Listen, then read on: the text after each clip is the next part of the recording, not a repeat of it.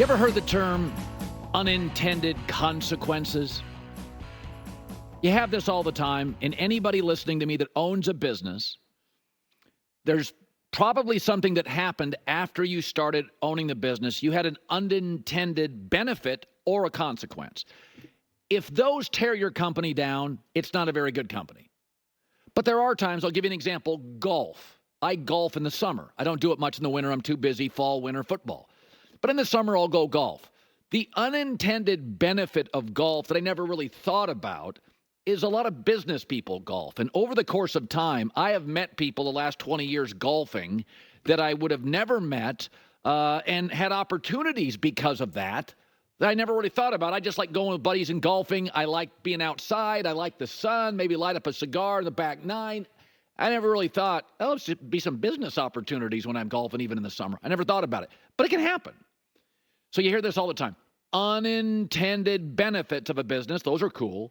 And sometimes there's unintended consequences. But they don't make or break a business. And if they do, you didn't have a very good business. So I've been hearing this in the last couple of years. As we move into a college football season with a 12-team playoff, there are going to be unintended consequences. Oh, boy. So here's a guy I like, but he's old school. He's a traditionalist. Dabo Swinney says with a 12-team playoff, what if players start taking games off right before the playoff? See you guys opting out of bowl games and things like that. You'll probably see some guys, if you're 4-4 and probably out of the playoffs, probably see some guys head off to Arizona and train. It's probably an unintended consequence. Maybe you're 11-0 and you got that rivalry game. But, you play your biggest foe next week in the conference championship, and if you win that game, you're going to get a bye. So those are things that'll probably decisions you'll see play out all throughout college football. Okay, well, that happens in the NFL, as he noted. Does it hurt the sport? Really? I love the NFL, but they rested a right tackle in Week 16. I'm turning my television off. Okay, listen, there's 134 Division I programs, but there's only 68 in the Power 4, and those are the big boy programs that win titles. Of all those games, for those concerned about the unintended consequence that rivalry games won't be as big, like Bama-Auburn is going to someday not matter. Do you know how many rivalry games move the needle with ratings? Michigan, Ohio State, Texas, Oklahoma, Notre Dame, USC, Army, Navy, and sometimes Auburn, Alabama. 5 games. College football has a lot of older fans in their demographic. They love tradition. They love ritual. They love tailgating with their old buddies. I love that too. And there'll be plenty of that. That will all still exist. But now you're adding 11 playoff games to those rivalries. And if the rivalries sometimes, they're not all played in the last week, by the way. Notre Dame, USC doesn't know what's playing the last week. Sometimes they play in the middle of the season. Texas, Oklahoma's middle of the season. Michigan, Ohio State's at the end. But a lot of those rivalry games are in the middle of the season. Most will still be huge. And if one or two aren't quite as huge, they may meet again in the playoff, and they'll be bigger than they are now. You don't think Michigan, Ohio State meeting in a 12-team playoff for the right to go to the championships bigger than the annual meeting? Damn straight it will be. So, I say this. Clemson just had its worst season in a long time. Why? Because Dabo, a guy I like, is old school, and he doesn't want to do the NIL. He doesn't want to do the transfer portal. They have lost 50 players at Clemson since the portal started and gained 2. And Clemson isn't as good today as 5 years ago. Adapt or die. NIL's going nowhere. Transfer portal's going nowhere. 12-team playoff going nowhere. We just had the highest rated college football season ever. And be honest, about 90% of you were belly aching about the transfer portal and the NIL ruining the sport. I had friends pouting, telling me, I will never watch college football. It's just pro football now. No, it's not. Kids go to school. It's not NFL football, and it just had its highest ratings.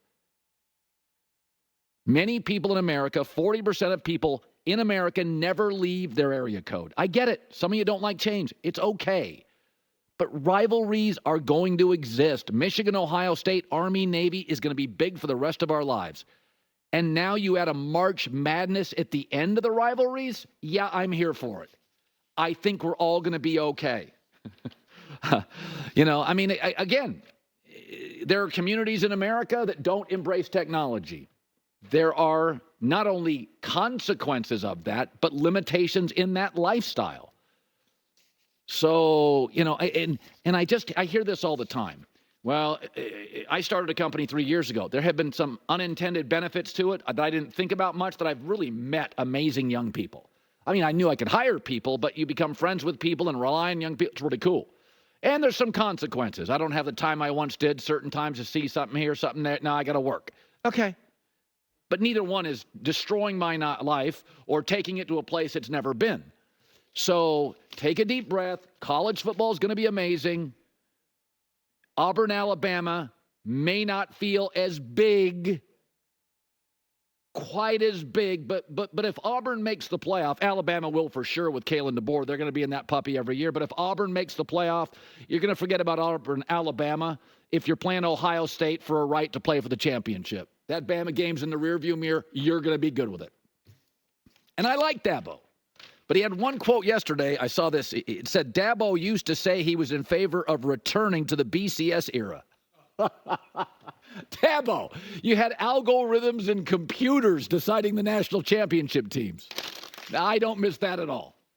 And we were talking about this yesterday. Overwhelmingly, sports is so much better today. When I hear all these people at these conventions, oh, the crime is up. No, it's actually down. It's actually, oh, America's terrible. Stock market's at an all-time high. Oh, the inflation coming down. Gas prices coming down. Unemployment, historic low. Everybody bellyaches about everything because negativity gets more attention than optimism and positivity. You know what I mean? It's much easier to build a TikTok or an IG or an X platform saying the world's going to end. It's not. I mean, all I see on this is AI stories, how AI is going to destroy the world. Does everybody understand the medical advances that are already happening now because of AI? Like, lives potentially in your family will be saved over the next decade because of AI. Yeah, and they'll probably create a freaky robot somewhere that'll all scare us a little bit. It's not going to end the world. We're all going to be okay. But I know this because of what I do for a living. Negative YouTube comments, negative opinion drives more coverage. And so take a deep breath, turn the phone off occasionally. College football is going to be great. If I have to hear another person say I'm turning it off because of the NIL and transfer portal, give me a break. Have you moved in your life? I've moved several times. Why can't a player move? Coaches leave programs. Why can't players leave programs? And by the way, it's only about 8% of the players that are leaving programs anyway, and they're guys that weren't starting for your team. They're disgruntled. They go to another place, and they often transfer another time. Very few of these transfer guys have met. USC has lived off the transfer portal. 2 players have mattered, Jordan Addison and Caleb Williams. They've had 60 transfers. 2 have mattered. So it's not changing the sport. When I turn on Saturday football and I watch Michigan, I don't know if it's 1980 or it's 2023. It looks like Michigan to me. I got a Harbaugh. I got a physical football team. I got the uniforms, the band. I got the stadium. I got victors. It looks the same to me. What do I care if they got a cornerback from Cincinnati that came through a portal? What do I care? What do I care if the left tackle makes $300,000 a year? What do I care? It's good on television. See, I'm wearing an optimistic shirt today. That's where all this optimism comes from. The world's not ending. We're going to be okay. The world is not. Are you sure? Yes, I am. Come on. You got to traffic in the fear mongering. That's like so popular now, right? You just got to scare people. Hey, man. Someone's coming to take your job sooner or later, Colin. Just you know what? So you know what? In a few years, they can have it. You think you're taking it? I'll give it to you. That's the outlook. But the fear mongering, you're right. It's. Oh my God! It's. I thought you and Dabo. Didn't you guys have a good relationship? I like him. Yeah. I think he's got a good sense of humor. I think he's a great coach, but you can stop worrying about this. They got to get in the transfer portal. Hey, you know why he wants to go back to the BCS era? Because they were winning more. Well, because it's an easy path for them. They don't play anybody, you know? Now you got this playoff. You got to go through several good teams. Like they used to have a free ride, Clemson. Yeah, well, the ACC